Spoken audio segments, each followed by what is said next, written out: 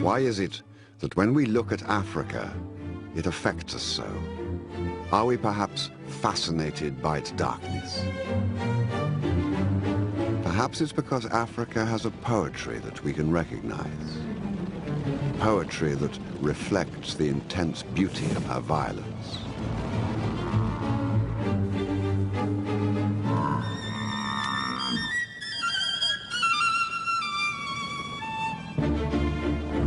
Perhaps it's because we originated here that we understand these things.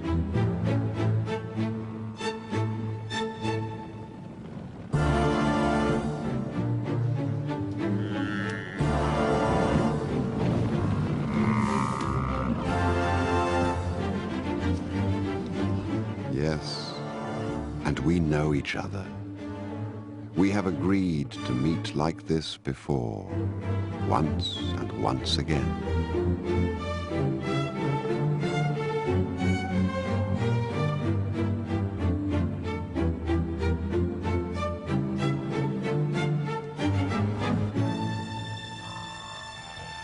Somewhere in Africa each day something dies. Some lion engages in battle with some large prey and someone loses. It is the lifeblood of what makes this place survive. Nature's paradox. In the northern reaches of Botswana, there is a behavior emerging that could be new or an echo from the past. It could be a remnant of a time when mammoths may have ruled the earth but still fought for their lives against the stabbing fangs of saber-toothed cats.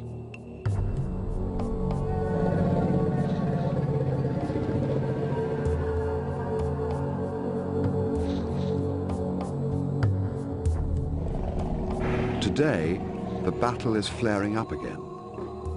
Ancient behavior or simple opportunism, it's impossible to tell.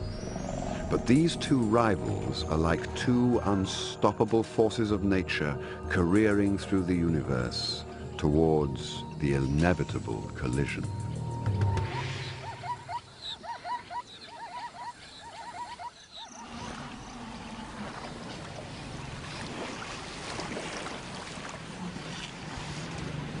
The modern-day eruption of this conflict started at the season change. The rains sent the elephants heading south as usual, caught up as they are in their perpetual dance at the whim of the seasons. These are some of the greatest herds that move across some of Africa's largest wildernesses.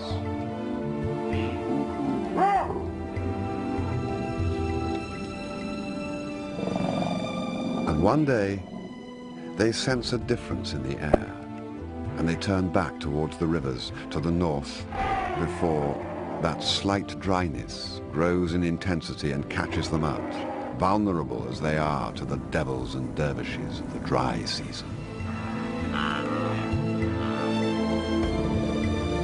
And they run as if they could escape their destiny. But it is Africa that pulls those strings as they set their sights on the first of the series of waterholes ahead.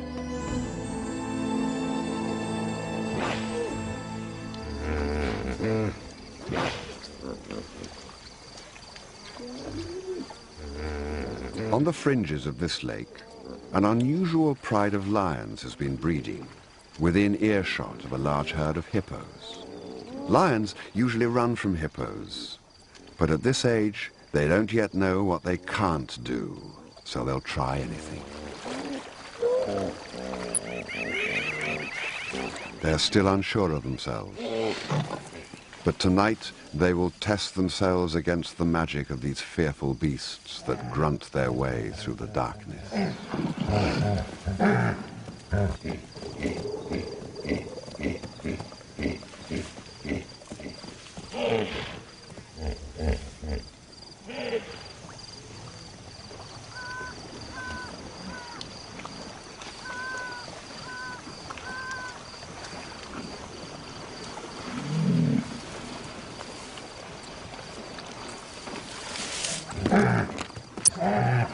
Their behavior is bold and dangerous.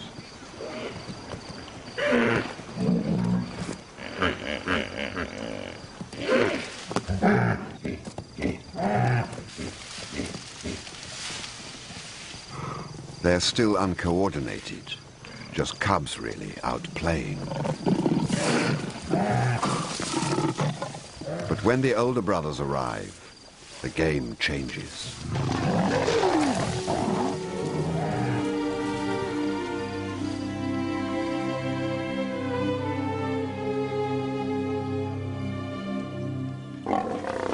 And right here is how it probably all started.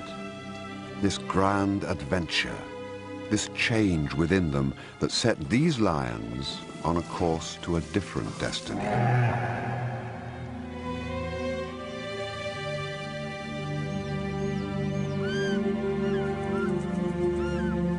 Gentle the touch that wakens you from your dreams, softly the shape that steals the light. You are new now, but the shadows will dance within you. It is their time now, but this moment of fulfillment is about to be eclipsed.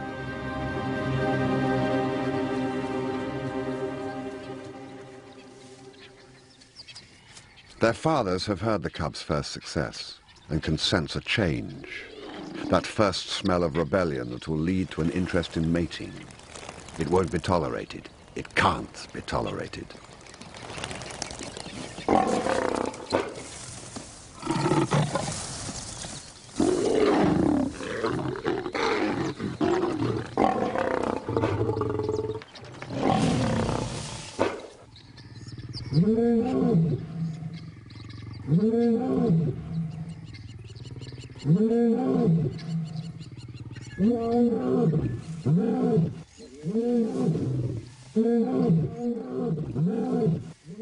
And as they roar their displeasure, the cubs scatter into the bush, their lives shattered by this attack that suddenly rained down upon them.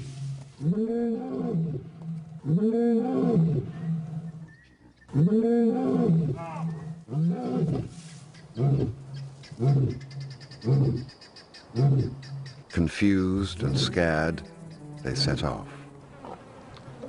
Every lion cub goes through exactly the same traumatic process at this age. Their choice is now simple: leave or confront the teeth and claws of their own fathers.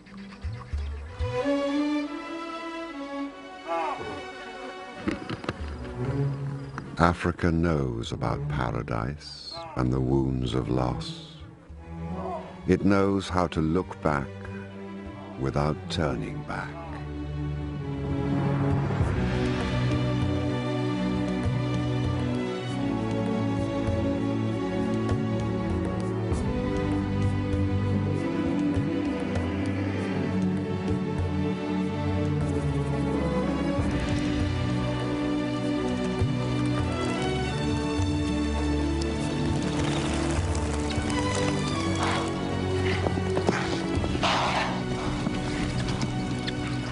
Today, as you look at the sun and the moon, see them as the ones who know that a hungry belly is a wild thing.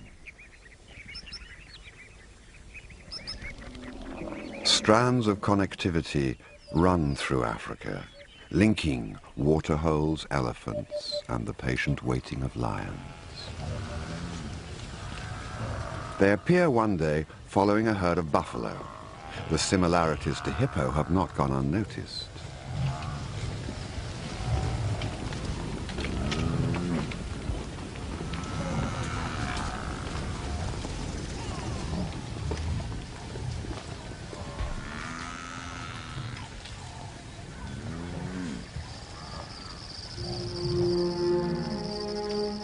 Yes, I know you from inside. Different, but the same. We have agreed to meet like this before. It's their chance, one of their last. A test how well they have learned their lessons.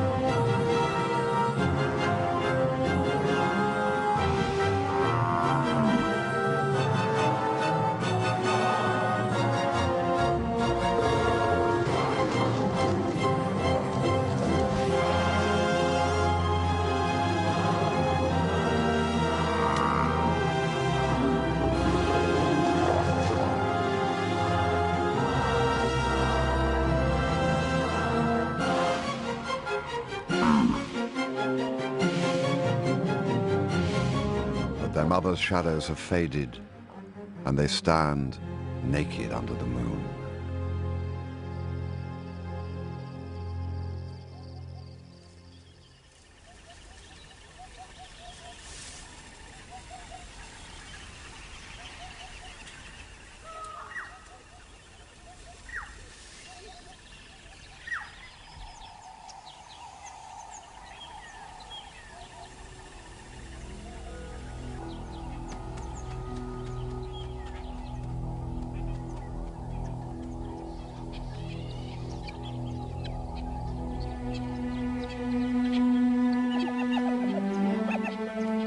Africa comes at you from both sides.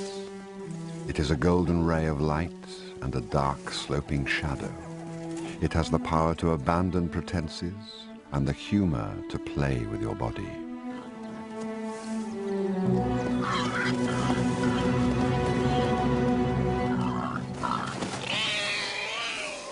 Did no one tell you that you belong to the hungry belly?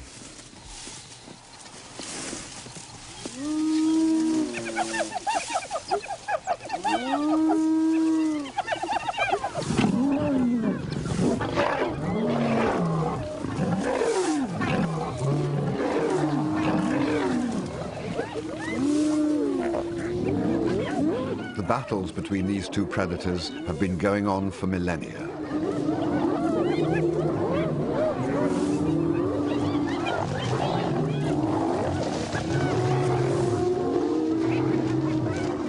The fractured group of lions is swamped because of their weakness as a working unit, and the hyenas have sensed something of their lack of confidence.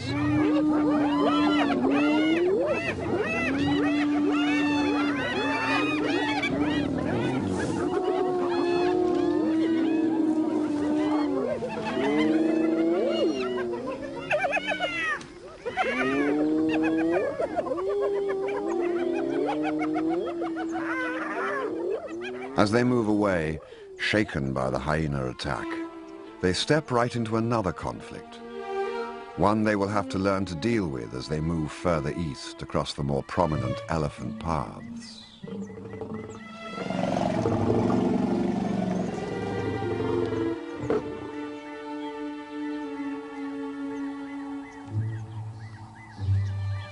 Right now, the young nomadic group could break up and scatter into the wind as lost individuals. But the large lioness, who so often takes the lead, starts to greet and reassure the others. As she does so, she fixes the group together in a social bond, and they become one. At last, a pride of lions. But one day, through the haze of failure in this desolate landscape, the large lioness sees signs. The tracks of which gods are those walking inside me? Are they from the fire or the flood? Are they the ones who wait for me? And is this my map of blood? Is this my destiny?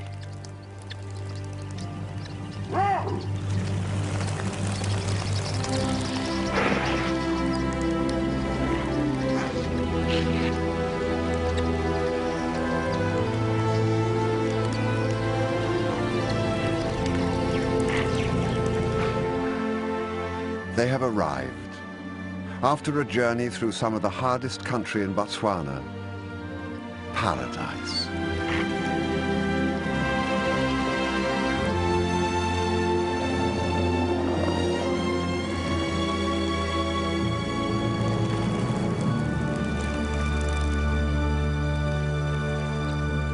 And this time, they don't seem to care if their arrival sends shockwaves around them. This time, perhaps, they have come too far to give up.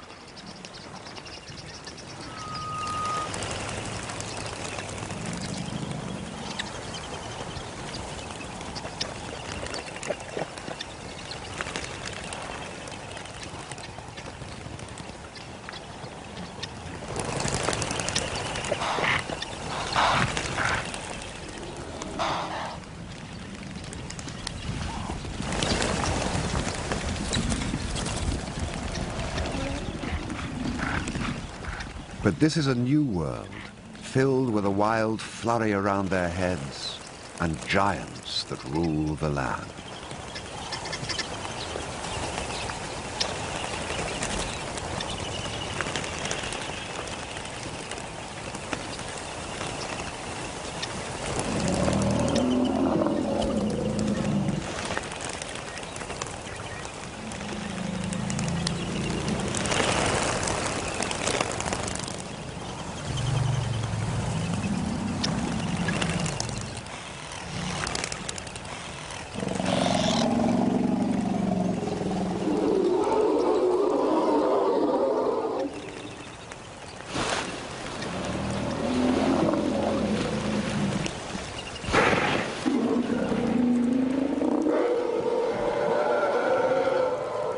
But as they infiltrate the space around the water and calm returns, the real opportunities emerge in front of them, the real value of being masters of this waterhole.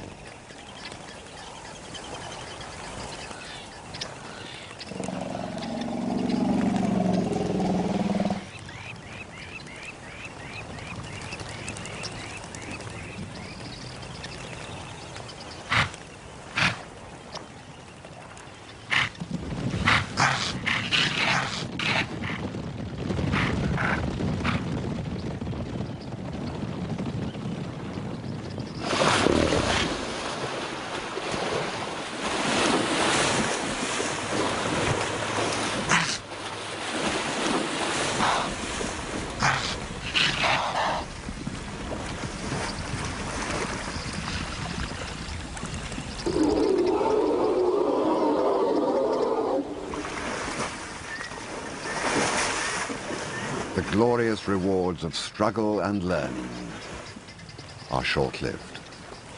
What were the chances of such a paradise being unattended? Every prime piece of wild Africa has its territorial male that has seen off many an intruder.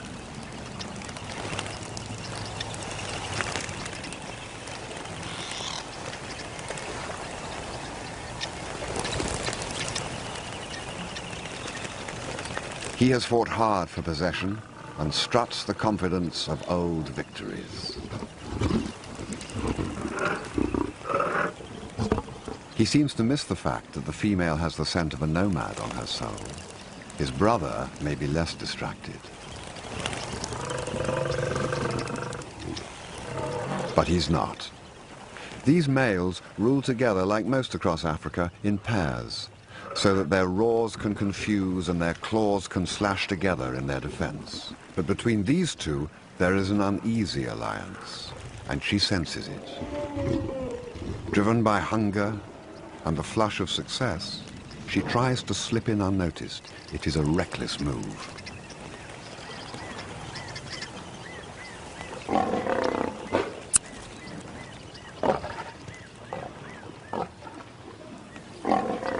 Females have been killed for less.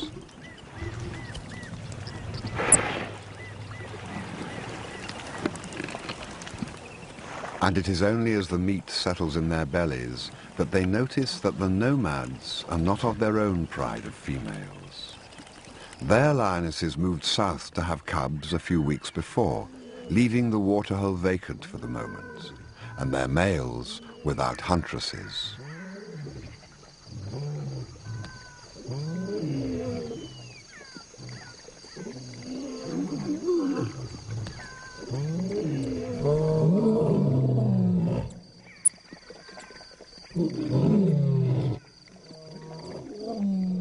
Darkness is no place to hide from a male lion. Their tolerance has already been stretched.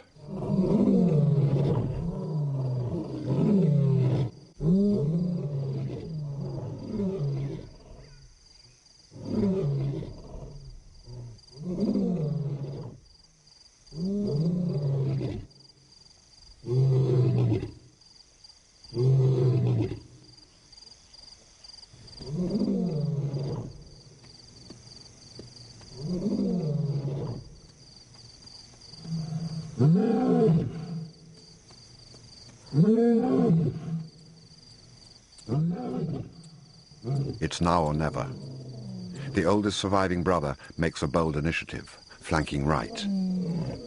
His sister, the large female, circles to help, but she is his only support.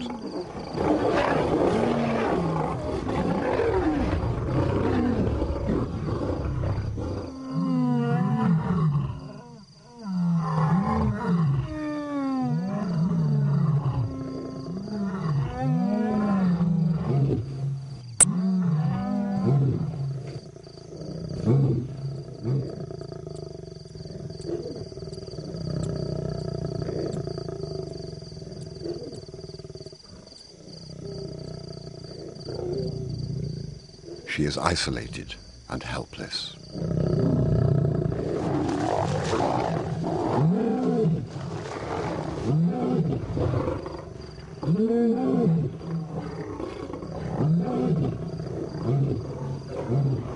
The masters are victorious. As they slink off, the young lions leave their oldest brother behind to his fate.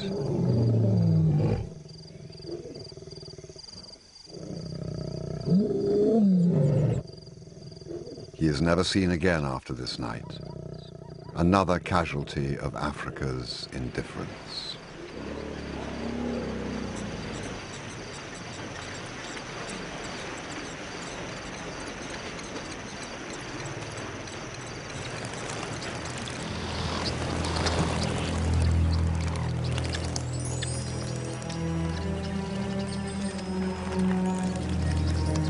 The young nomads are still around, watching and waiting.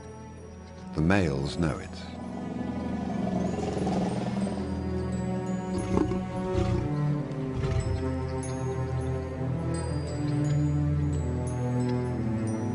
The old bulls look down at these stubborn cats and test their will.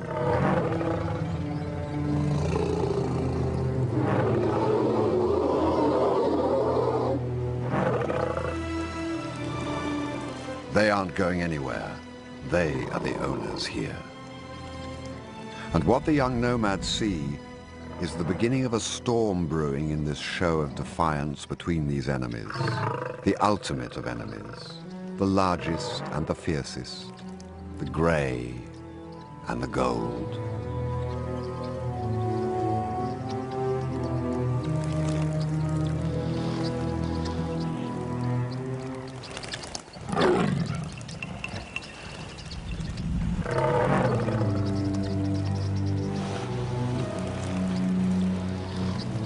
They say that behind every mirror there is a reflection of another face.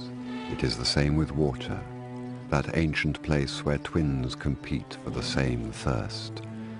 They say it is a place where grey and gold meet, and that it knows the shape of hunger, but it really only knows its own color: red.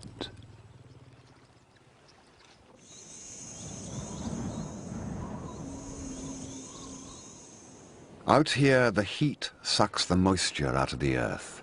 The eternal battle is for water.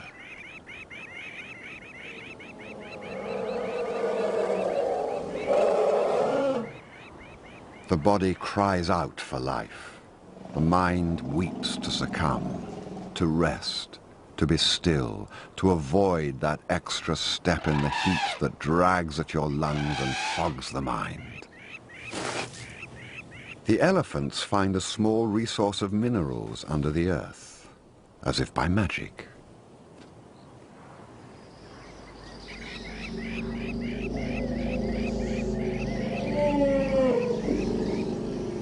Salts and minerals may not help their thirsts, but it will boost their energy, a last precious find that will sustain them until nightfall and relief, fickle as that African night can be.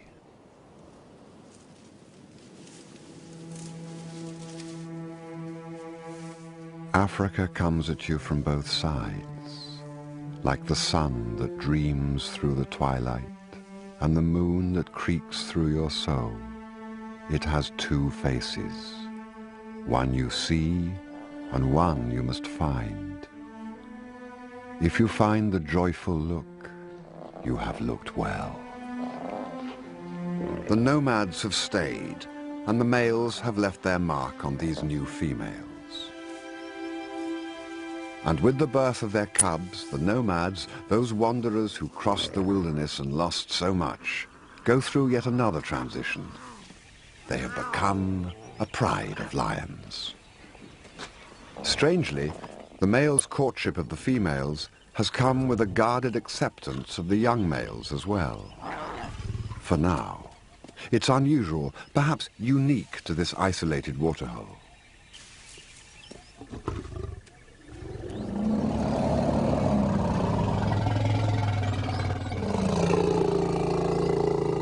And the elephants keep streaming in from the forests. Each day the sun gets hotter and hotter, and the numbers at the waterhole swell all the time. The new cubs take it all for granted. They know nothing different. From birth they have dazzled and played in amongst the legs of giants, an echo of what their mothers grew up with in the land of the hippos. The familiarity takes seed and starts to grow.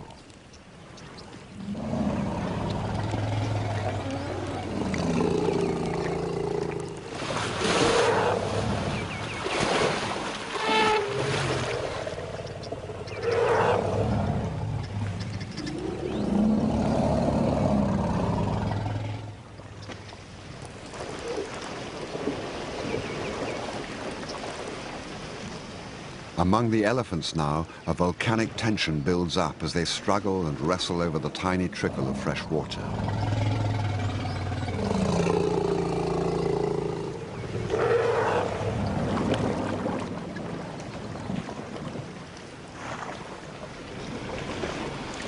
The fighting is inevitable. So many bull elephants, so little water, so much potential aggression. Africa, the puppeteer, is at work again.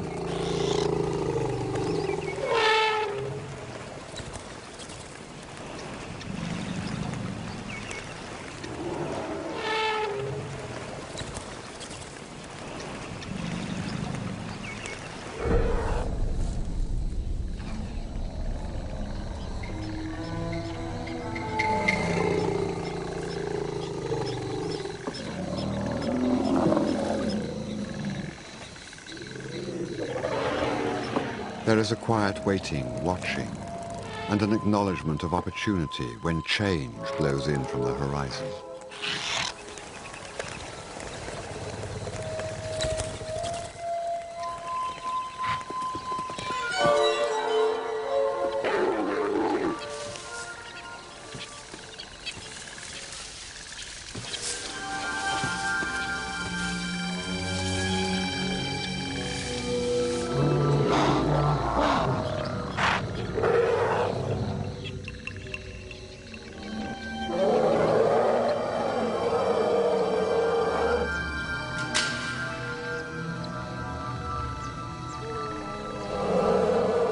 Exhausted by a long life and a short supply of water, an elephant collapses under the force of a 6-ton body blow.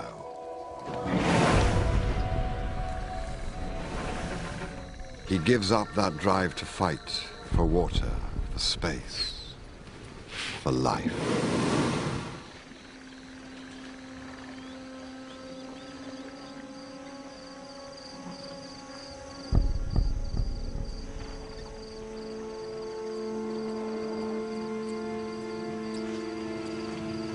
Immediately, calm descends, the sort of calm that comes when the wind drops and the waves stop crashing.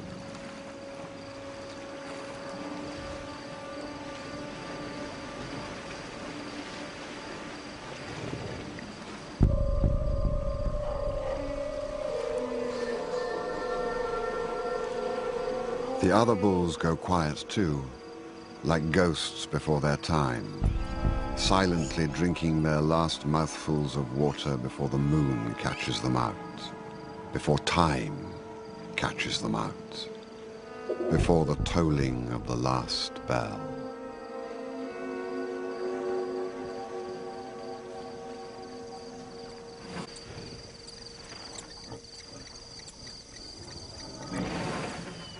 The horrors we feel are simply the currency of the night here, as it was, as it is now, and as it ever will be.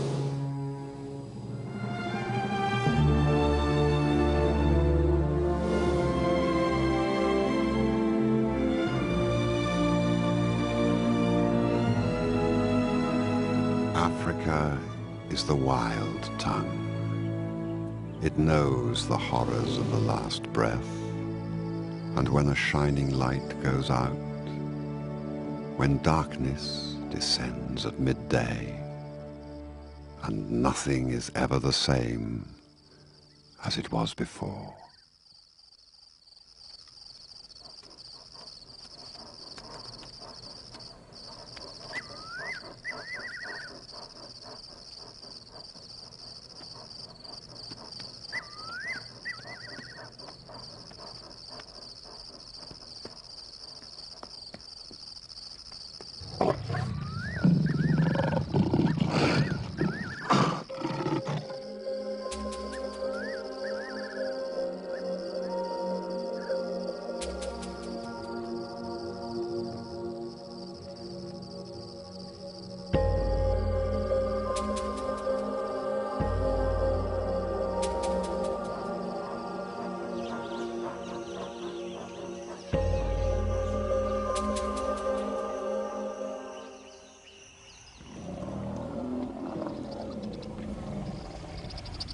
The next change is in the last part of the dry season. Breeding herds of females and calves have made it to the next water. It is the only water for 70 miles in any direction. But this is a special waterhole, and their arrival is eagerly awaited.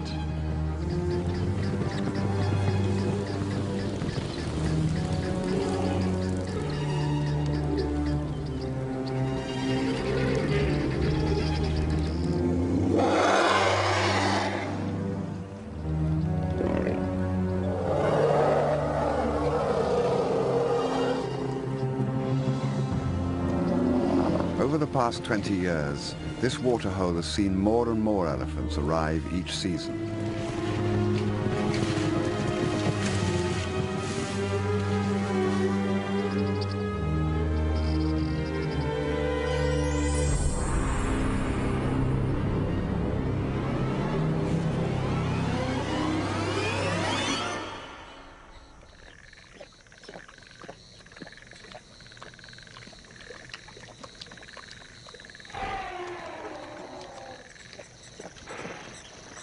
But these herds are also captive to their own thirsts.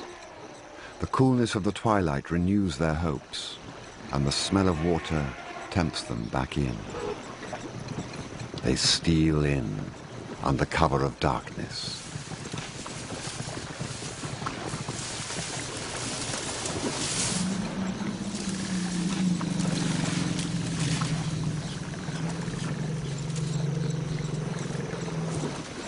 But the elephants make a fatal mistake, the mistake of underestimating your enemy.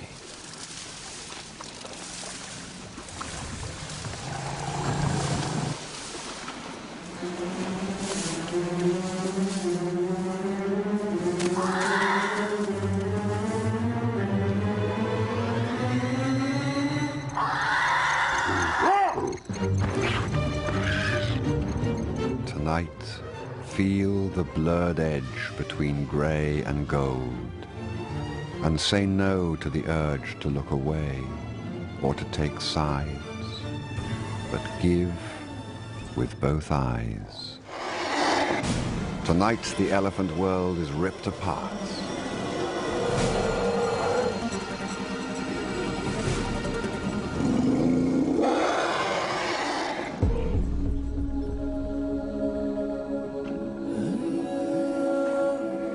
Over the next few weeks, they attack herd after herd. In the dark, the mothers have only one instinct, to look after their youngest and hope that the older calves can fend for themselves. Many can't.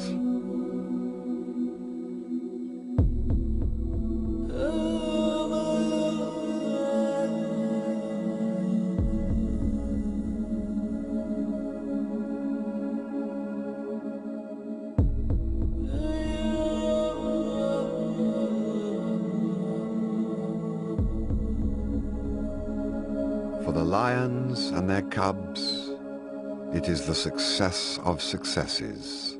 A few months ago, they were wandering nomads. After weeks of this persistent slaughter, the area is littered with the bones of the silent victims. Small elephants separated from their mothers in the darkness and recycled back from where they came. Their thirst drives still more elephants into the waterhole in a slow trickle of grey shapes. As they arrive, they are watched carefully. The lions look into each fresh batch of elephants as if they could see through the skin, looking deep, beyond the bones and muscle, piercing the soul for any sign of weakness.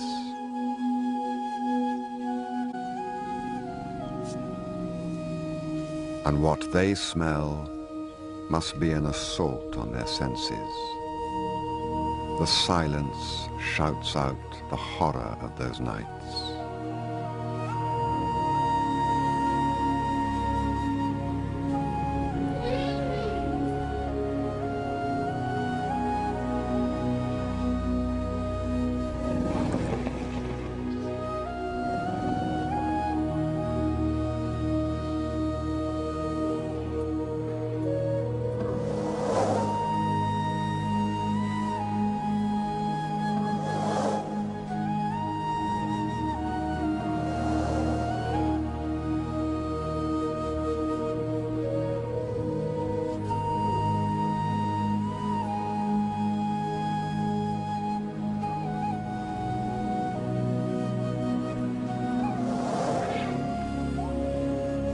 When they left you on the ground, sky wept and soul poured out.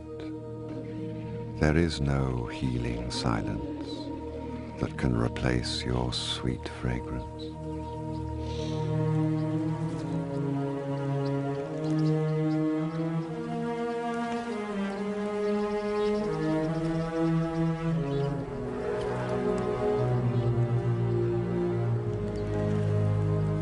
But they must drink at all costs.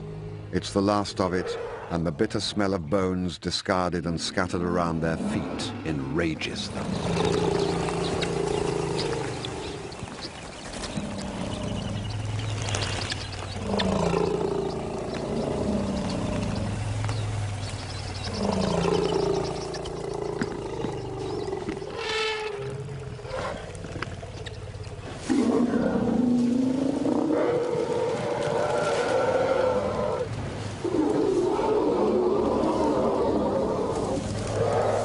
Running their own race each year, according to their contract with Africa. The lions are simply adding their weight to the balance.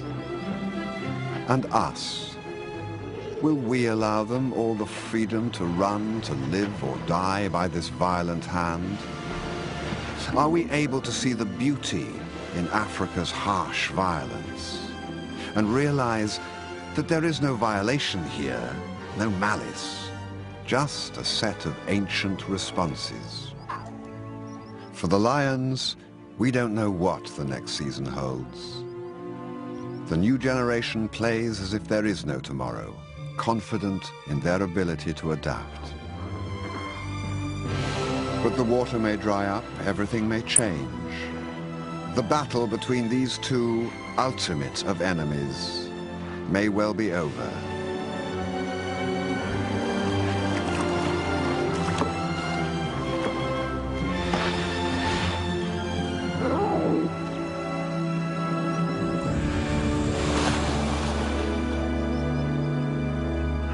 And yet, if we share their confidence in the future, we'll understand the thread between these two protagonists, the thread that connects their destinies.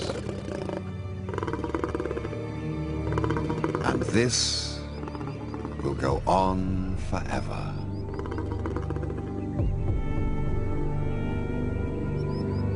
Yes, and when you face me again, maybe you'll remember that your wild eye, when open, travels inward.